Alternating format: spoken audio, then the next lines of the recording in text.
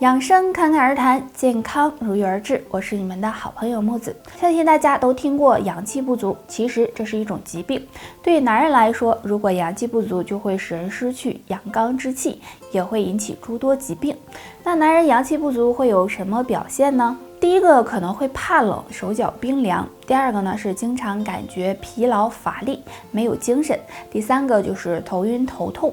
如果这3种表现呢，你出现其中一种，也要多注意补充阳气。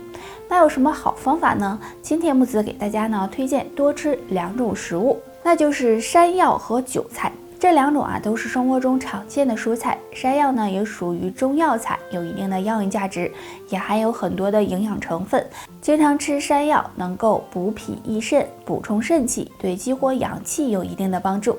而韭菜中也有非常多的营养物质，男性经常吃也有利于补阳气，强壮肾脏。所以阳气不足的人呢，可以多吃点韭菜。那除了食疗的方法，没事多晒太阳或者是多运动，也可以激活阳气，避免阳气流。血管堵塞的人晚上睡觉会有3个表现，若都没有，血管还不算太堵。1. 睡觉时流口水。如果发现自己在晚上睡觉时总是一侧流口水，就可能是在提醒你血管堵塞了。2. 睡觉时胸闷胸痛。如果心脏血管堵塞，那么睡觉时可能会出现胸闷气短、胸痛的情况，所以大家要留意。3. 睡觉时脚发凉。血管堵塞会影响下肢的血液循环，那这样睡觉时呢，就会有脚发凉、发麻的情况，所以这个问题大家也不要忽视了。年轻的时候血管都是干净有弹性的，但是呢，随着年龄的增长，血管里会出现垃圾，血管也会老化变硬，出现血栓，对健康有很大影响。今天教大家一个动作，有助血管通畅，对血管健康有帮助。拿一把椅子，坐在椅子上，双脚踩地，双腿并拢，先将双脚脚后跟抬起，这样一抬一落反复做，然后再把脚尖抬起来，用力的绷紧脚趾，停留3秒，再慢慢的放下，也是反复的做。那这个动作每天早晚做1次，每次5到10分钟，这样可以促进血液循环，疏通经络，对清理血液垃圾、减少血栓有帮助。不过如果能再搭配食疗，多吃一些清血管的食物，比如苦荞、山楂、木耳等，对疏通血管效果会更好哦。到血栓，大家应该都很熟悉，血栓通俗点说就是血块。血管哪里出现血栓，哪里就会堵塞，给身体造成伤害。所以平时呢，要多注意清血管，防血栓。今天就教大家一个简单的动作。平躺在床上或者垫子上，双腿自然伸直，双手叠放在腹部，然后用力的勾脚尖儿，坚持10秒，再用力的绷脚背，也是坚持10秒，这样勾一下绷一下，每天反复的做5分钟。大家做的时候要做到最大的幅度。这个动作可以锻炼到踝关节，增加下肢的血液循环，对清理血管、预防血栓有很大帮助。除此之外，大家呢还可以配合吃一些通血管的食物，比如玉米山楂、坚果类等，对血管健康都有帮助。血糖高不高，不妨看看脚，若没有2种变化，说明血糖还算平稳。第一，脚部反应变迟钝。如果体内血糖高了，神经系统可能会受到影响。若是脚部神经出现问题，那么就可能会有脚部反应迟钝的情况出现。所以大家不要忽略了这个变化。第二，脚部无缘无故发麻。双脚处于我们血液循环的末端，如果血糖高的话，会影响血液循环，这样就可能会有脚部发麻的情况。若你双脚总是无缘无故的发麻，就要小心了。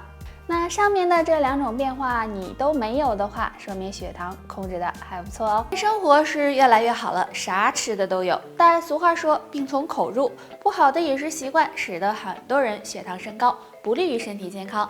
那怎么判断自己血糖高不高呢？大家可以观察一下自己的手，若没有3个变化，血糖还算稳定。1. 手部异常红肿。如果体内血糖过高，会影响身体血液循环，血液循环变慢，双手不能够及时的得到血液和氧气，就可能会出现红肿。2. 手指异常发麻。大家都知道，如果手指被压到了，可能会发麻，但如果无缘无故发麻，那么就可能是血糖高，使得血液循环变慢所引起的手指发麻。3. 手指伤口不爱愈合。血糖高容易引起血管病变，身体免疫力下降，那这样就可能会出现手指伤口不爱愈合的情况，所以大家要多注意。大家都知道，血糖高的人应该少吃甜食，但生活中有一些食物虽然吃起来没有甜味儿，却是含糖大户，那血糖高的人要少吃。第一种，膨化食品。虽然膨化食品添加的糖类物质比较少，但是含有的淀粉很多。淀粉在体内会被分解成麦芽糖，而且能够快速的被人体吸收，这样就容易引起血糖升高，并且膨化食品热量比较高，吃多了容易发胖，也不利于血糖稳定。第二种，山楂。